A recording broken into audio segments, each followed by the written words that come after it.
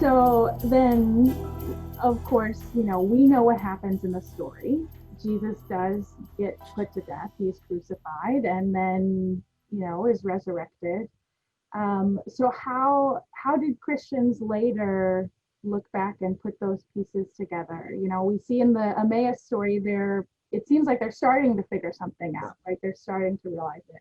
How does that come together as the church moves on in its early days? I think you phrased it just right. How did they come to the place where they perceive this? And I think the short answer is the resurrection of Jesus. So one of the things that in teaching seminary students I struggle with the most is theologically, we think that everything is fixed, that we know what we know, it's been passed down to us. But to try to imagine the first Christians, that's not how it's working at all. They're in the middle of life trying to make sense of what's happened with Jesus, including his crucifixion and his resurrection. And they have no way of imagining the resurrection of somebody in the middle of history. Jews expected a resurrection at the end of history, and it would be everybody. And here's this one person that they thought might be the Messiah, and they encounter him raised from the dead. So what they begin to do is to reinterpret their understanding of his messianic identity through his resurrection, through his death and resurrection. And we see that process in lots of places in the New Testament where people sort of begin to spell it out. I gave that example from Luke and Acts, and the example from Mark. But do we have time for me to share just one really weird example? Sure. So I do a lot of research in the book of Revelation. And there's this amazing scene in Revelation 5 where John, the prophet, is in heaven, and he sees this scroll that has the fate of the world. Who is worthy, this voice says, to open the scroll?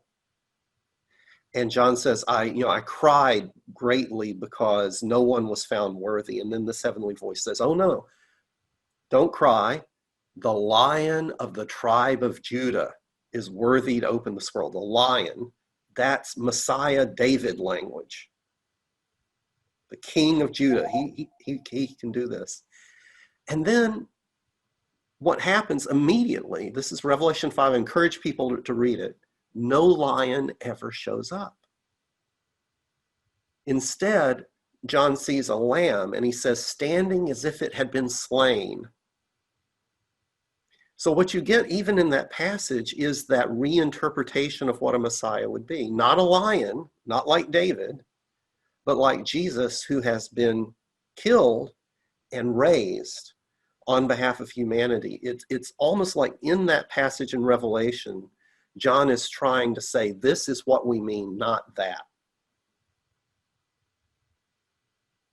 That was nerdy, but it's my favorite example.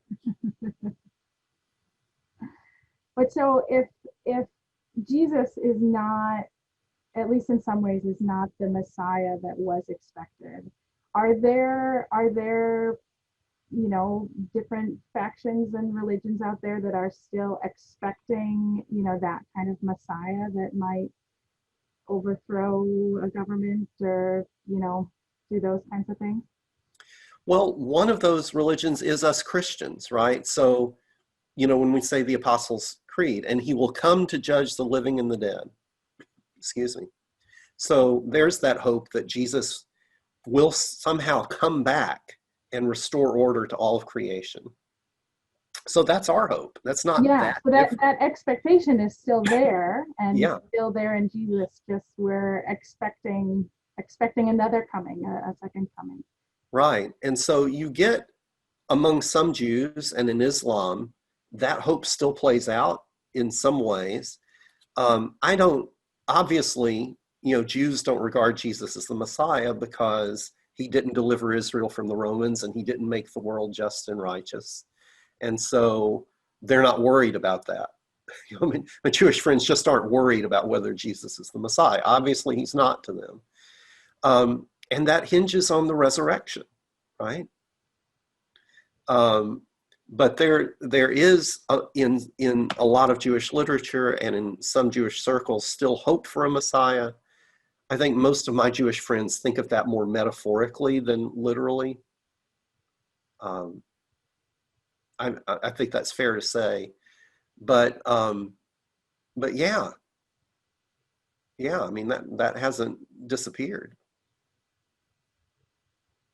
Cool. I think that's the questions I have. Do you have anything, Greg, you'd like to add? Well, I'm so stuck on this passage from Revelation. I mean, I think it's really important how we think about Jesus as Messiah.